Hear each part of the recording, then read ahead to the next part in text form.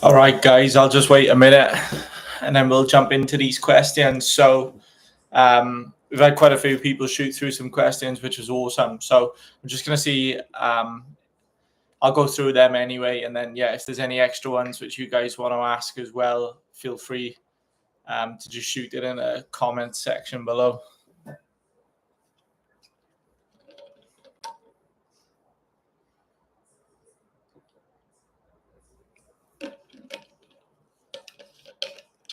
It seems to be a lot of the questions. So, it's kind of around industry and career advice. Then we've got training, education type of stuff, and then a couple of questions about our community as well, and just courses and stuff like that. So we'll cover all of them for you guys, which will be fun.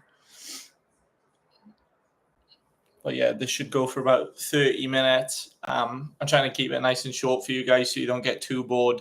We'll see how we go through these questions, and then yeah, we'll go from there, guys. So let's get stuck into it. All right, so first question is, what's the best way to start building a clientele while still training? So this is one we get asked a lot from our students. We kind of tell them from day one, you want to be building the clientele, right? So when I got into barbering, I was very lucky that a lot of my mates wanted to get absolutely butchered, which was superb. So they weren't too fussed on the type of haircuts that I was giving them. I was offering free haircuts at the time just to get some kind of practice. It's definitely the massive advantage you guys have who are actually in the academy with us is the amount of clientele which you get, which is great. You can see on the Gold Coast, some students are doing over double figures per day. So that's crazy. I reckon I was struggling to do 10 clients a month. Like I wasn't even close to that. So the amount of pressure which was on me to build a clientele was so I could actually learn how to cut hair as well, which was pretty crazy. So having that benefit for you guys in the academy, which is superb as well. So that's definitely, the best way to start building it is just your own kind of community, guys. As I mentioned, I was very lucky that I had a lot of friends around me who were willing to let me cut their hair. I think the key point, which I know somebody else has asked a little bit further down, but just making sure that I had evidence of my cuts. If you're going to go in and say like, oh yeah, let me cut your hair. And they're like, okay, cool. Can you show me anything? And you're like, all right, I haven't done anything. So it does help a lot when you can actually be like, well, look, here's the evidence. I can actually cut hair. Obviously, bringing in your friends and family or that little community which you have as well to the academy. Obviously, we have these amazing educators who can help you get through these haircuts as well, which is superb. So, yeah, massive advantage for you guys to be building your own clientele because you've got the backing. Whereas somebody like myself, I had no courses, no educators, nothing. I was very lucky that a couple of the girls who were working in the salon at the time took me under their wing and were kind of like, if I wasn't too sure about a haircut, I could ask them and ask for that advice. So, yeah, there's definitely finding that kind of mentor in your barber or hairdressing career, I think is a huge thing. This is why we created this platform as well. Our community platform was because we want to offer that opportunity for you guys to connect with each other. Like there might be a student in Sydney, Melbourne, wherever, connecting with a student in Cairns, Gold Coast, Brisbane. Like that's what we want to do is bring you guys closer together. The more you can communicate with other barbers who are doing the exact same thing as yourselves or other hairdressers, it's going to make your life so much easier. So yeah, that's why we kind of built the community. That's why we're putting a lot of this stuff on our community as well, just to make it a little bit more of a smoother transition for you guys. As I mentioned, I kind of learned the hard way there. So yeah, if I can pass that on to you guys about any experiences or whatever which I did, but that was mainly it with clients. I was just pumping out free haircuts to whoever wanted it. Some of you may know Arthur, who was one of our marketing guys. He helped me out so much. Like he was my first client, which I charged, and I was charging him $10. And his reactions, even though looking back, my haircuts were absolutely horrendous. His reaction to them and his feedback to me, he knew what I was going through at the time personally. And it was just his confidence about a haircut and was just like, this is the best thing ever. This is the best fade I've ever had. Like, it was so good. And it's just funny because obviously it was $10 and I'd only just started cutting hair. So yeah, I owe a lot to Arthur. Not just for me letting me butcher him his hair, but obviously what he's done for the academy and stuff as well has been amazing. And now a very successful real estate agent. So if you guys ever want to buy a house or sell a house, Arthur's your man. So next question, what have we got here? So how do I market myself as a barber on social media? I am struggling as I am worried that my content isn't clean cut. Okay, so this is one which this is pretty interesting in the industry, I think, at the moment, because I am very, very, very fussy about the content which we put out as an academy. Now, same as me personally, putting it online and whatnot, I don't post anywhere near enough because I want everything to look elite. I want our page to look a certain way. I want my page to look a certain way. I want my content to be a certain way. Is that the right way? I don't think so. If I could have it all back, and it is one thing which I'm trying to build towards, it's just my trust issues. Any content is good content. I learned that from Owen and Lee, who I've done education with in the past, but any content is good content. I know Sam Rascals just brought out something like this on his community and was just like, I put videos up and there's like a bin in the background or there's towels lying on the floor and everything like that. And people go, oh, there's a towel on the floor. There's this, there's that. He goes, some of his worst videos have been his most viral videos. So in regards to how do you market yourself as a barber and in regards to the content, get yourself out there. Like I tell all of our students when they first start, I like to blend my content. So yeah, I'll show you hair content, but then I'll also show you, for example, my last post was what I did in Melbourne last weekend. So that to me was, if I'm trying to attract clients, they're going to see what I'm also interested in. Not that I can cut hair, but yeah, just like anything whatsoever, you know what I mean? They're just going to see, they're going to see what I'm interested in. They may also have a common interest with me, and then they're going to come to me to get a haircut. So it's not always about the haircut. Like, I know I tell you guys this all the time, but it is not about the haircut all the time. So yeah, it's definitely about selling yourself as your own personal brand. It's not just about putting those amazing haircuts up. Some of the best barbers I've been to are so inactive on Instagram. It's crazy. But I've had the best service from them. I've had the best haircut from them. So yeah, it is literally about just getting out there at the start. I think just putting that name out once you've got that clientele. I mean, there's a couple from when we first started the academy, like Todd Page from 701 Studio. Toddy will always do it. Like, Todd's not the one who's going to post 10 times a day, but his content's always clean and crisp, and he knows his target market, and he's fully booked. So there's definitely certain ways to it, but content-wise, get it out there. Get it out there at the start. I've still got photos on my Instagram of one of the first classes I taught. My hair page changed to my personal page, whereas before I had two separate pages. But as I just said, I wanted it to be, I wanted it to cross over a lot more. I wanted people to see me. There is a lot of my personal life which I don't put up on there, obviously, because I don't want you lovely people knowing exactly what I'm doing. But no, it's I think there's definitely a space for it, and I think it works very well if you can blend the both of them. I think it works great for clienteles. Like I think I've got a lot of my clienteles from them just having, maybe it might have been a song that I put up and they've gone, oh, I haven't did that song in ages.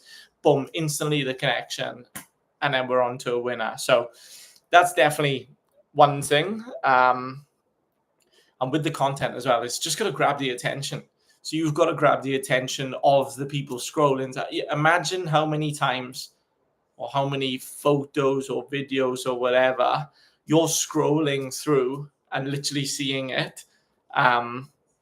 Absolutely crazy. So you need to just grab their attention with something. So yeah, I know Owen's just commented saying yes, Gar, but I'm going to use theirs as an example. Last year in Hair Festival, when they were talking about content in regards to how many times could you post a day,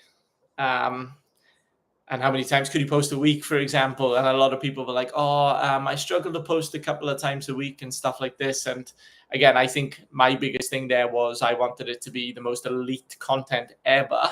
But as Owen and Lee were saying, it's like, well, if you post 10 times in a day, for example, when you've got these people scrolling through at the end, they're going to be seeing you 10 times over that person who's posted once a week, for example. So there's loads of ways of doing it. But yeah, I would definitely be, yeah, there you go. Owen just summed it up. Mr. Beast, who's probably has the biggest following on Instagram, posts 100 times a day. So yeah, not bad at all.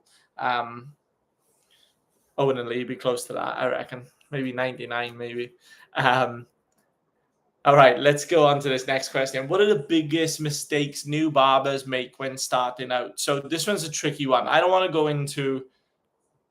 I'll try and cover on both. So I'll try and cover on the education side of stuff with our new students, and then also new barbers as well. So new students, I think the biggest kind of issue that it is with students at the moment is all they concentrate on is the hair.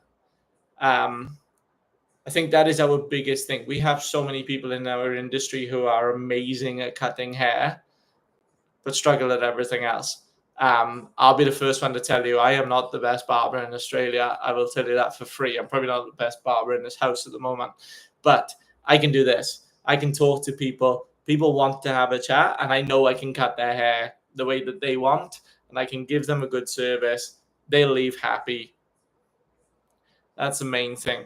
I think a lot of the time now we're getting a lot of people, obviously, of a younger age who are coming into this industry, who are just like, I want to do these sick fades, these drop fades, says the guy with a stupid haircut at the moment, trying to look 21. But yeah, I think we need to kind of drag away from that. We can teach anybody how to cut hair, but Jesus, this is the money maker as far as I'm concerned, is actually being able to speak to people, and then deliver that service as well. So you'll see a lot of things where people may be amazing at cutting hair, but they can't style hair, for example, or they don't know. Like it could be as easy as hair types. Knowing how to cut hair correctly, like curly hair, for example, or straight hair. There's so many options, and having to know that. So yeah, that's where I think it's we're kind of missing out on at the start, and that's where we're trying to change. Is the academy is really going like, hey, yeah, we can teach you how to cut hair, and we can teach you how to cut hair quickly. But it's all of the other stuff which comes with it, like even talking about the basics here, like turning up on time. Like that is something which seriously I did not think would be an issue, but people still turning up like an hour late. And I was like, how do you think that's gonna, like, how's your barbershop owner gonna look at that and think, oh yeah, I'll keep on paying this guy who rocks up an hour late? Like that's, you know what I mean? It's a no-brainer for me, but there we go. Sorry, I'm just going to give this camera a bit of a wipe there. There we go. Oh, new man, yeah, about Botox. So yeah, I think that's one of the biggest mistakes at the moment. I think it's very much to. I hear a lot more of it in the industry where it's like, oh, it's all right for the barber shops. They make all the money and stuff like this. No, not all the time. Not all the time. I know plenty of barbershop owners who don't pay themselves, but pay their staff a hell of a lot of money. So I think it's yeah, that one's open up for debate there. I think with the barber. So that'll be a very interesting one. What's your advice for getting a job in a high-end barber shop? Okay, well, that kind of, I may have answered that a little bit before, just about, again, you'll see a lot of high-end barbershops. Yeah, they're very good at cutting hair, but it's a full service, which they're amazing at. Also depends on the shop. It depends on everything. It's kind of an all-rounder there. With a high-end barbershop. And also, what is a high-end barbershop? What we would have all different opinions on a high-end barbershop. What's a high-end barbershop? Because they charge a certain amount of money, or is it a high-end barbershop because there's marble on the floor, or like what is it? I don't. It's a very interesting one there. Or is a high-end barbershop just one which literally they deliver the best haircuts, or they deliver the best service, or the shop looks different, or they pay more, or like what is the definition of a high-end barbershop? That they do bookings instead of walk-ins. I've seen amazing barbershops which just do walk-ins only, for example, and I've seen some not so amazing barbershops do bookings only. So Owen just literally summed it up there in the comments. It's so subjective. It's a very interesting one. Very, very interesting one. Okay. I hate this question, but I'm going to answer it anyway. How can I improve my cutting speed and efficiency? My answer back to that would be, why do you want to cut faster? If that's pressure from your barbershop, for example, this is what I hear a lot of, is I need to cut faster so I can make more money and stuff like this. Well, not always. You could charge more, for example. If you guys, I'm not going to go into this too much because Owen has done a massive thing on pricing. So maybe I'll put or even Owen could drop it in the comments for you guys on his Instagram post in regards to pricing. I try and stay away from a lot of the barbershop stuff because I've never had a barbershop before. I am purely education, right, guys? So when you see a lot of stuff like that, I like to put that onto the experts. So yeah, there's I think in regards to that, it is, again, it depends on, I mean, you can do a skin fade in 15 minutes, but is that what you're trying to achieve? Is that what the shop's trying to achieve? Is that what you're trying to achieve personally as your brand? Do you want to be the quickest fader in the world? It depends on that. My personal opinion there, it's about the service and what you're offering to your clients. Like if your clients are going to go, well, I'll pay you $200, but I want a 30-minute haircut, or $300, I want a 15-minute haircut, then yeah, I'm all for cutting quicker. So there's a couple of things there, but again, Owen's got that on his Instagram if you want to have a look. What's the best way to practice fades and blending outside of class? As I mentioned at the start of the video, you need some good mates. As much as I'd love to say, go and buy a mannequin head and fade on that, it ain't the same. It's just not the same as fading on somebody's head. I think knowing your capabilities as well is a massive one. I see a lot of students within their first couple of weeks go home and they're doing skin fades on their parents and mates and stuff like this. I just think it's very overwhelming for them. A lot of the feedback, I couldn't get the skin line out and stuff like this. It's because you haven't been taught it yet, for example. So it's just knowing kind of the stage in your course or your education to be like, all right, cool, I can take that next step and go from there as well. So that would be my biggest one. And your community again, like if you've got people who are willing to get a haircut from you, superb. But as I mentioned, our academies have a lot of clientele in them, and it's for that reason. We've done that so you guys can practice on them and then take your skills outside of the academy as well. How do I build confidence when cutting real clients? This is it's a very interesting question, because I still know barbers today who have been cutting for 15 years who don't have confidence in their cutting. There'll be certain haircuts, for example, where it's they really struggle with, or there'll be a lot of barbers, again, we're getting it a lot more with the NRL clubs that we go to. They're like, oh, if a scissor cut came in, I just send them to the hairdressers.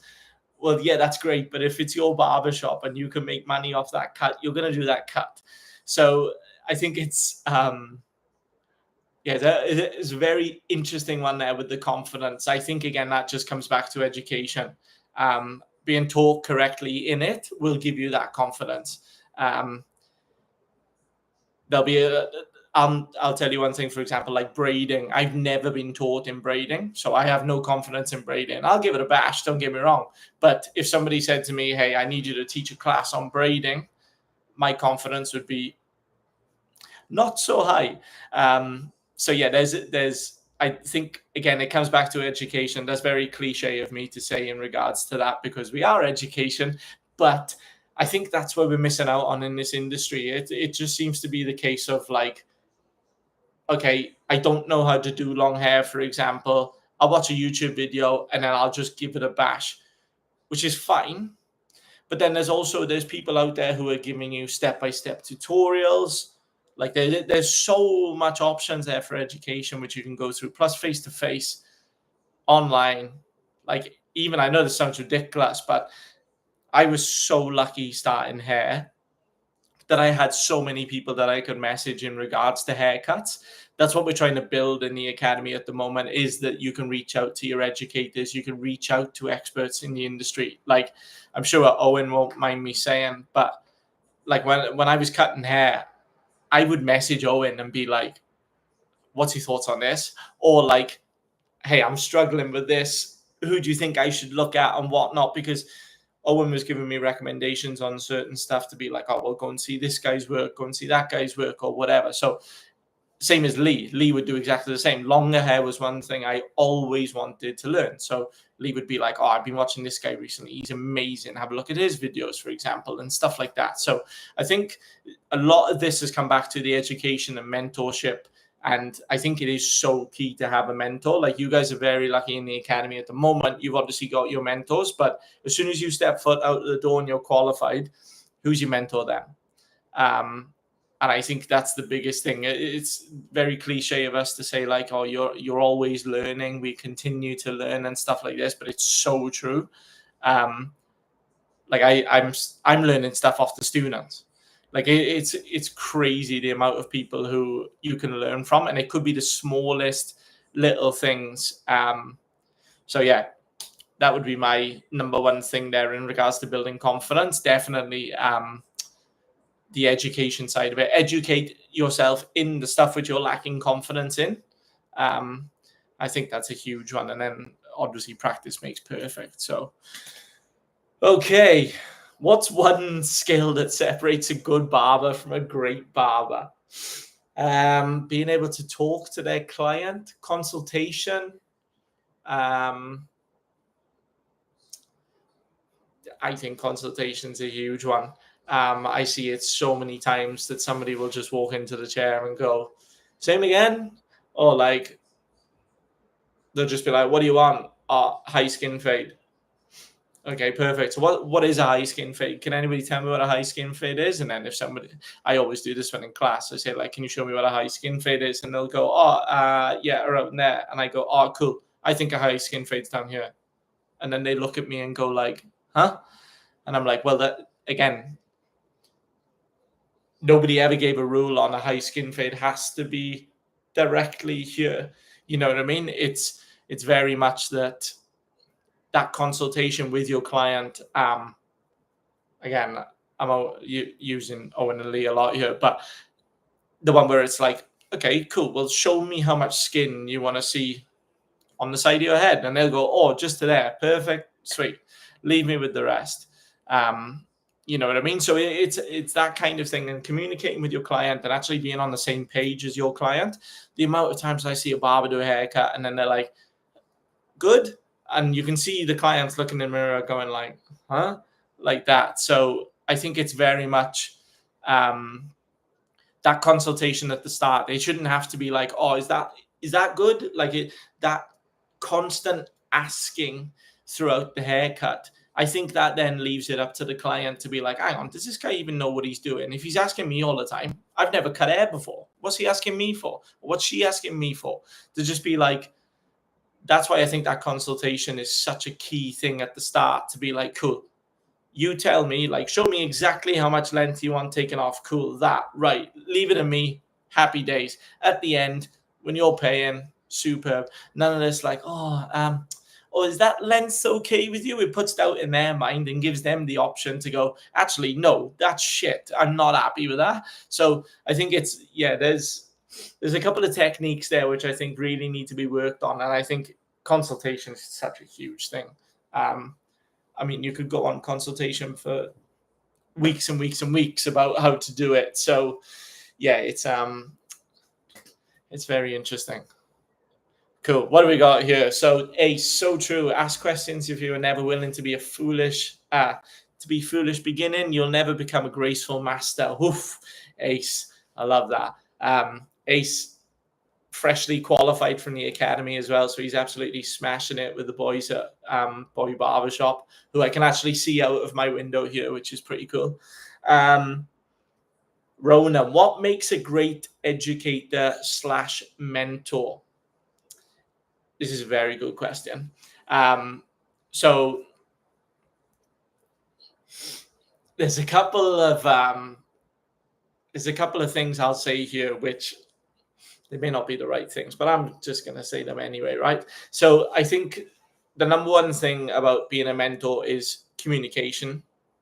I think that's with an educator / mentor is communication. So being able to communicate with all of your students. You've got to remember, you've probably got 10 students in a class, or say 5 students or 3 students. None of them are going to be the same. I think that's the biggest one. Being able to communicate with your students and being able to get your point across to the students, like whether that's through videos, text, speaking, showing through demos and stuff like that. I think that is such a big one for mentors.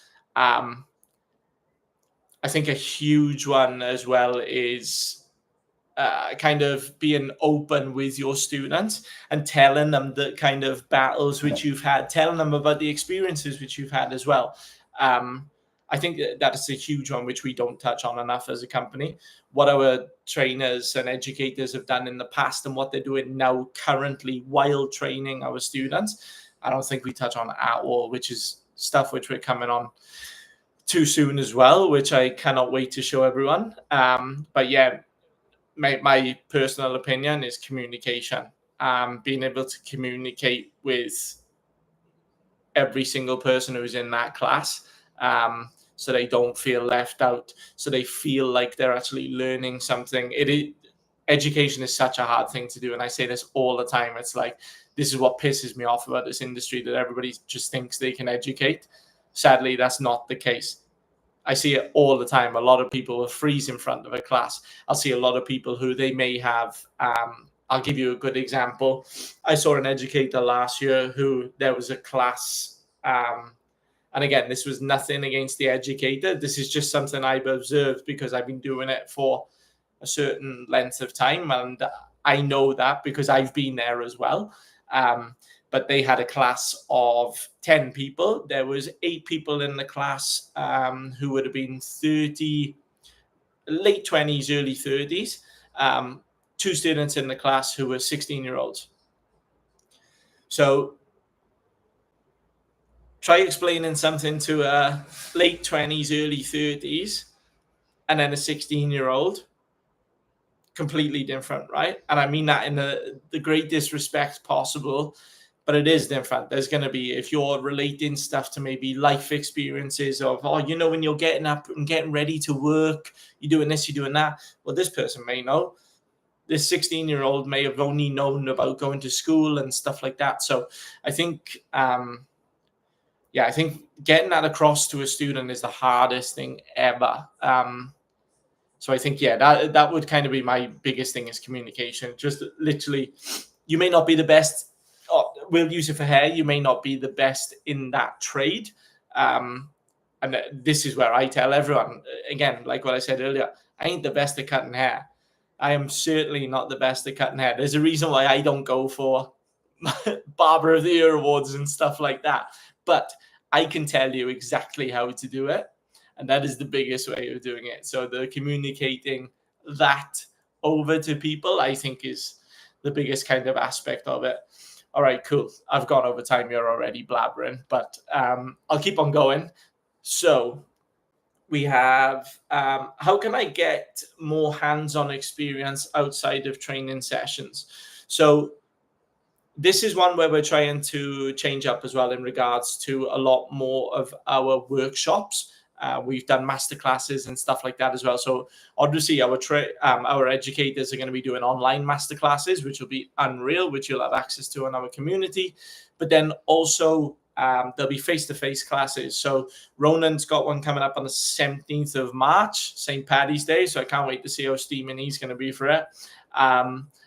Where is a masterclass in Brisbane. So it's, again, for anybody who's out of the industry, in the industry, anyone who's our students, for example, can go and get taught by Ronan. So it's not going to be a session which we'd normally run in the academy in regards to what you'd have over your course. This is going to be something where Ronan can actually flex his muscles a little bit and kind of show you a lot of the techniques which work for Ronan, his clients, and whatnot. So I think that's very exciting to see that one as well. What opportunities are available through the Barber Academy after I finish my course? So there's loads of opportunities, especially in this industry. Again, I'll use Owen for an example because I know he's done loads of comments. The weekend we got to cut the Aston Villa players is still, I got to be careful because Lani's within hearing distance, but one of the best weekends of my life. Crazy experience. Like, that is somebody from a failed footballer as myself who was just sat next to Ashley Young for 4 hours talking about anything that he wanted to talk about and was just so humble. Having the experience with them and then having the opportunity to obviously go out with them in the night as well, which was absolutely class. I'm sure Owen will agree. I felt like a footballer for 3 days, which was amazing. And they were the nicest guys. Superb. And probably some of the best trims they've ever had. I see some of their trims now, which are absolutely horrendous. So, which is good fun. But honestly, one of the best weekends I have ever had in my life. Not just for fun, but just for just everything. Everything about that weekend was amazing. So the opportunities are endless in this industry if you use them correctly. And this is why I keep on saying about building the network. There's so many people who are wanting to do good in this industry and wanting to help you. Take advantage of it as much as possible, in the nicest way possible. But yeah, you've got these amazing people. You've only got to look at the people who are commenting in this list. I'm sure if you reached out to them on Instagram, they would help you out as much as they possibly can. I think definitely another option after the Barber Academy, if you are wanting to go into business or if you are wanting to open up your own shop or you're just wanting to grow as a barber, obviously Owen and Lee have their mentorship program as well, which I'm extremely jealous. They all just went to Bali and did a mentorship program over there, which is unreal. But yeah, that would probably be my kind of thing. The best thing I ever did was get a business coach. I I was seeking somebody outside of the industry as a business coach. Just for me personally, at the time, I just needed somebody who I'd worked with previously, to be honest with me, which was great. So yeah, I definitely think that's kind of the best way to go. I'd be looking at a mentor. I'd be looking at the people around you. Like they're a lot closer than what you think, guys. You maybe somebody in your class, and maybe your educator. Ask the questions. But yeah, anyways, I'm going to finish on that one because it literally looks like I'm sitting in the dark, which I am. So yeah, thank you guys so much. Thank you everyone for commenting and asking the questions. We're going to do this a lot more. We may even grab a couple of people to come on as well, and have a chat with you guys as well, which would be unreal. So superb, guys. Thank you so much for jumping on. And yeah, if you've got any questions, obviously we've got our community and everything there as well. So ask away. Cheers, guys.